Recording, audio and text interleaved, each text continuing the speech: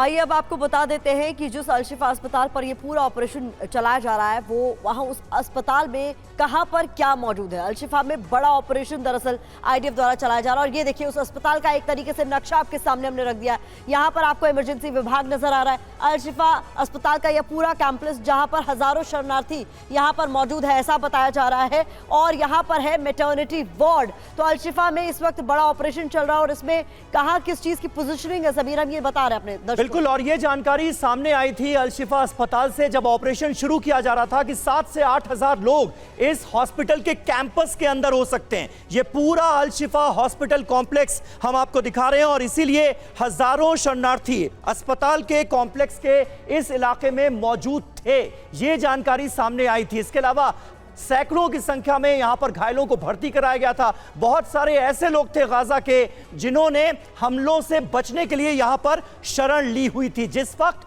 ये ऑपरेशन शुरू हुआ वहां पर भगदड़ मच गई, लेकिन अब अल-शिफा के बारे में बड़े दावे किए जा रहे हैं आईडीएफ की तरफ से। यह कहा गया है कुछ सबूत के तौर पर तस्वीरें सामने रखते हुए कि यहां पर हमास ने अपने बड़े बड़े अड्डे बना रखे थे। हथियारों का जखीरा भी यहीं इसी कॉम्प्लेक्स के अंदर से बरामद किया गया है, यह भी बताया गया है आईडीएफ की तरफ से। और यह सैटेलाइट इमेज हमने आपको दिखाई इस पूरे कॉम्प्लेक्स की। प्रीति, तो अल-शिफा में बारूदी सबूत किस तरह से मिल रहे हैं आइए जान लेते हैं। हथियारों का जखीरा मिल रहा है, 100 से ज्यादा ग्रेनेड मिले हैं, मोटार सेल भी मिलने की जानकारी सामने आई है। AK-47 communication system, bullet proof jacket, military kit, medical kit में हथियार की मौजूदगी के साक्ष्य मिले हैं। साथ ही MRI मशीन में हथियार बरामद हुए हैं, शाफ्ट में हथियार बरामद हुए हैं और साथ ही अस्पताल में सुरंग की भी तस्दीक हुई है। हमास का कमांड सेंटर है यहाँ पर, वहाँ पर अल-शिफा में अब आगे का क्या प्लान है ये भी जान लीजिए। अस्पताल पर आईडीएफ का फुल कंट्रोल, हमला और तेज हो सकता है। साथ ही अल-शिफा के बाहर टैंक तैनात होंगे और साथ ही बाहर से भी अटैक मुमकिन होगा। सुरंग को खत्म करने की तैयारी भी है और दूसरे जो कमांड सेंटर हैं उनकी भी तलाश हो रही है। दूसरे अस्पतालों में भी ऑपरेशन चलाया जा रहा है। इसका सीधा मतलब ये है कि वहां पर अस्पतालों को खास तौर पर अपने युद्ध को आगे बढ़ाने के लिए तैयार किया गया है। बड़ी खबर आ रही है इजराइल के परमाणु अड्डों को लेकर, बड़ा दावा। इजरायली परमाणु अड्डों को अमेरिकी सैनिक कर रहे हैं, सुरक्षा दे रहे हैं। वो इजराइल के परमाणु अड्डों पर बड़ा खतरा है और इजराइल के परमाणु अड्डों पर बड़ा अटैक हो सकता है, ये बड़ी जानकारी इस वक्त मिल रही है।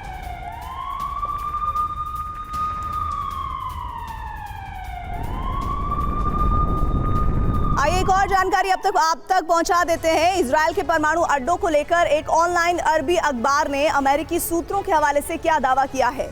इजरायली परमाणु अड्डे अमेरिका का पहरा कैसे हैं ये भी जान लीजिए। दरअसल खबर क्या है, इजराइल के परमाणु अड्डों को खतरा है। यूएस सैनिक परमाणु अड्डों की सुरक्षा में जुटे हैं। इजराइल में 2000 अमेरिकी सैनिक मौजूद हैं, जिसमें सैन्य सलाहकार, टेक्नीशियन भी मौजूद रहने की जानकारी मिल रही है। इन सब के अलावा अमेरिका ने इजराइल में और सैनिक भेजे हैं। परमाणु ठिकानों की सुरक्षा के लिए यह सैनिक भेजे गए हैं, लेकिन इन सब में खतरा क्या है ये भी समझिए।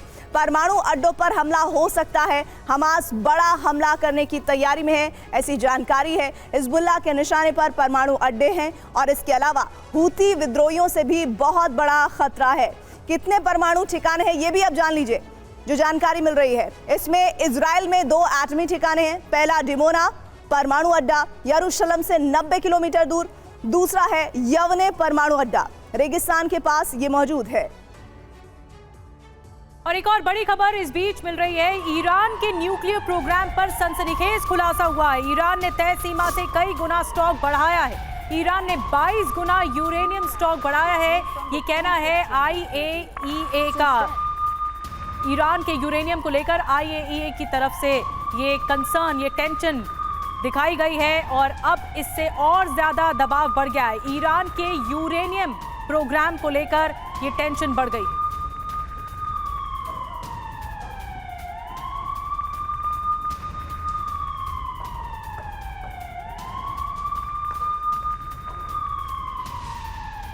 तो ईरान के इस परमाणु मिशन से दुनिया भर में इस वक्त किस तरीके के हालात बन गए हैं और उसको लेकर जानकारी क्या सामने आ रही है। आईएईए ने दरअसल एक दावा किया है। बता दें 2015 के समझौते से ज्यादा यूरेनियम है, ये बात कही गई है। इसके अलावा ज्यादा यूरेनियम लिमिट से 22 गुना ज्यादा यूरेनियम है, ये बात आईएईए की तरफ से कही है। 60% बेहतर क्वालिटी का यूरेनियम अब मौजूद है ईरान के पास।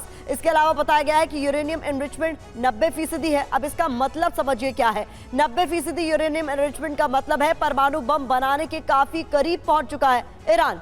सभी जी हाँ, यूरेनियम स्टॉक का जो आंकड़ा सामने आया है वो चौंकाने वाला है। आईएईए जो कह रहा है वो कि आने वाले वक्त के लिए एक बड़ी चेतावनी के तौर पर देखा जाए। 2015 में 202 किलो यूरेनियम था ईरान के पास, यूरेनियम का स्टॉक जो था वो इतना था। सितंबर 2023 में देखिए ये बढ़कर कहां पहुंच जाता है, 691 किलो से भी ज्यादा, और इसमें लगातार इजाफा हो रहा है। अब 28 अक्टूबर को जो बिल्कुल ताजा रिपोर्ट सामने आई है आईएईए की, उसमें देखिए ये कहां पहुंच गया है, 4486 किलो यूरेनियम से ज्यादा का भंडार इस वक्त ईरान के पास हो गया है। वैसे भी ये खबरें सामने आ चुकी हैं कि ईरान ने खुद को ऐसी स्थिति में पहुंचा दिया है जहां पर उसे परमाणु बम बनाने में सिर्फ 7 से 10 दिन का वक्त लगेगा। और अब आईएईए की तरफ से जो जानकारी साझा की गई है वो इस बात की तस्दीक करती है। इस बीच एक और बड़ी खबर है, साइंटिफिक अमेरिकन रिपोर्ट में एक बड़ा दावा सामने आया। अमेरिका पर एटमी खतरे का अनुमान जताया गया है। शोध में अमेरिका में एटमी तबाही की आशंका जताई गई है। एटमी हमले में तबाह हो जाएगा 90% अमेरिका, यह कहा गया है इस रिसर्च में। 4 दिन में लाखों लोगों के मारे जाने की आशंका है। ये बड़ा खतरा जताती नजर आ रही है ये रिपोर्ट।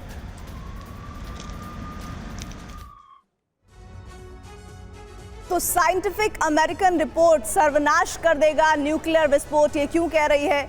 एटमी युद्ध हुआ तो क्या स्थितियां होंगी, आइए ये जान लेते हैं। साइंटिफिक अमेरिकन स्टडी में उसमें दावा किया गया है कि एटमी हमले से यूएस को बहुत तबाही का सामना करना पड़ सकता है और 90% अमेरिकी मारे जाने की इस तबाही में आशंका है।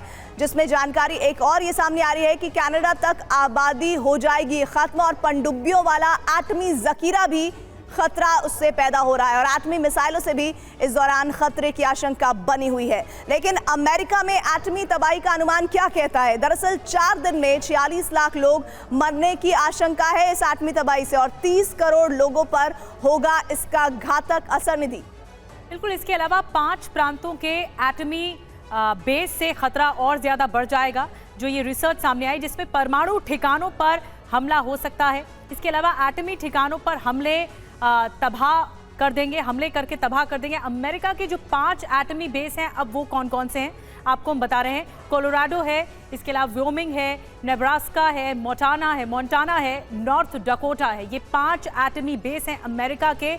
अमेरिका के 4 दुश्मन कौन कौन से हैं? पहला, रूस से एटमी हमले का थ्रेट अमेरिका को लगातार बना हुआ है।